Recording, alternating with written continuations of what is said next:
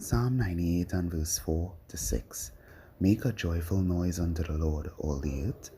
Make a loud noise and rejoice and sing praise.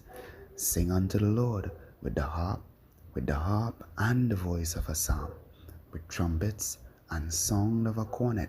Make a joyful noise before the Lord, the King. To see why God tells us to have joy and sing unto him with psalms and with the songs of a cornet, you go back to verse 3. He says, the ends of the earth have seen the salvation. This is connected with the gospel message. The ends of the earth are able to see the salvation, which is they are able to see Christ through the message of the gospel. And to see him is synonymous with to know him.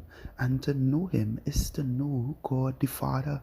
And to know God the Father is to know, to have, to receive, to be a partaker of his holiness and his life. This is why the psalmist takes time to tell us, rejoice. Rejoice, for your name is written in heaven. Rejoice, for you have come in fellowship with the Father.